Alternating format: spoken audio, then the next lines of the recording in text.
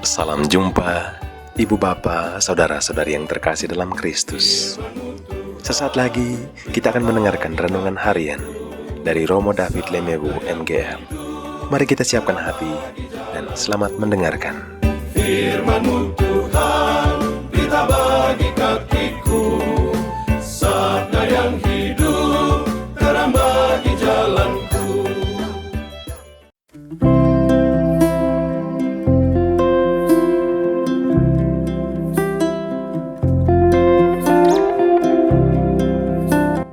Ketika Yesus mendarat, ia melihat orang banyak yang besar jumlahnya. Maka tergeraklah hatinya oleh belas kasihan kepada mereka, dan ia menyembuhkan mereka yang sakit. Menjelang malam, murid-muridnya datang kepadanya dan berkata, "Tempat ini sunyi dan hari sudah mulai malam.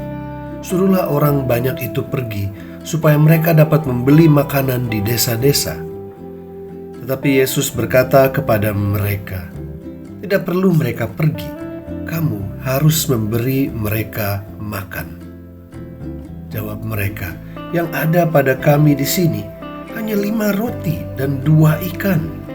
Yesus berkata, "Bawalah kemari kepadaku." 5 dari 12 anggota biara kami, termasuk saya sendiri, dinyatakan positif COVID-19 hari Rabu lalu. Tetapi karena gejalanya masih dianggap ringan, seperti batuk, pilek, demam, atau kehilangan penciuman, maka kami diminta isolasi mandiri di biara. Dengan kejadian ini, kami di biara harus improvisasi. Program belajar, retret, dan pelayanan harus dimodifikasi. Belum lagi kepala formator para frater juga masih terdampar di Kalimantan karena terkena COVID di sana walaupun sudah sembuh. Lalu saya berpikir, tugas untuk 7 orang yang sehat adalah untuk menjadi perawat dan tukang masak kami yang sakit. Di malam hari mereka boleh tulis renungan kecil tentang pengalaman melayani di tengah-tengah COVID-19. Apa perasaan dan kendala yang mereka alami. Bagi kami yang sakit, tugas kami adalah mempercayai saudara-saudara kami yang bukan perawat dan tukang masak profesional untuk merawat kami dan merefleksikan pengalaman kami dari sisi orang-orang yang membutuhkan. Bagaimana sulitnya untuk meminta bantuan atau mengkritik servis yang kurang. Saya juga menekankan bahwa pelayanan sebagai seorang profesional itu diperlukan sebuah dedikasi dan kedisiplinan. Jangan sampai pasiennya kehabisan air, menu makanannya mesti tepat, dan jumlah karbohidrat atau nasinya sangat minimum, dan obat dan vitamin yang harus diperhatikan sampai 3 kali sehari. Tapi lebih penting lagi, bahwa mereka tidak hanya melayani kami yang mereka sudah familiar dan kenal dekat. Mindsetnya harus dengan melayani Kristus. Mungkin sabda Kristus hari ini sungguh menggema saat dia berkata, "Tidak perlu mereka pergi, kamu harus memberi mereka makan." Semua ini harus mereka lakukan di sela-sela jam doa mereka. Artinya kami pun harus sabar menunggu makanan sesuai dengan jadwal mereka yang sehat. Saya sendiri melihat dari segala keterbatasan kami, baik dalam keahlian, suplai obat, ketersediaan makanan, Tuhan melipat gandakan semua.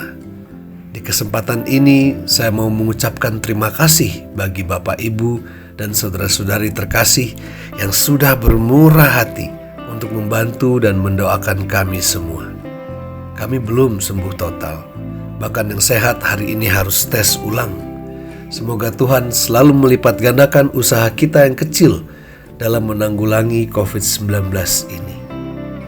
Sepertinya itulah ciri-ciri cara kerjanya Tuhan Yesus. Dia tidak bekerja sendiri. Dia mengajak kita murid-muridnya untuk ambil bagian. Sering kita merasa kecil hati, merasa tidak ada arti. Apa artinya 5 roti dan 2 ikan untuk 5.000 orang? Apa artinya segelas minuman jahe panas untuk penderita COVID yang jumlahnya ratusan juta orang? Tetapi disinilah kesempatan kita. Jika kita persembahkan karya kita yang kecil kepada Yesus, Dia akan pada saatnya melipat gandakannya. Kita menjadi partner kerja Tuhan Yesus. Kita bisa berbangga akan hasil kerjasama kita dengan Tuhan Yesus. Marilah kita berdoa. Ya Tuhan Yesus, terima kasih karena Engkau mengundang kami untuk ikut ambil bagian dalam karya-Mu yang besar. Sering kami merasakan tugas yang terlalu berat, tapi kami lupa bahwa kami mengerjakannya bersama dengan Engkau. Biarlah Roh Kudus-Mu selalu mengingatkan kami untuk mempersembahkan karya-karya kecil kami ke dalam tangan-Mu, sehingga Bapa di surga akan melipat gandakannya demi mencukupi kami semua. Bantulah kami untuk percaya bahwa bersama Engkau kami bisa mengalahkan raksasa corona ini.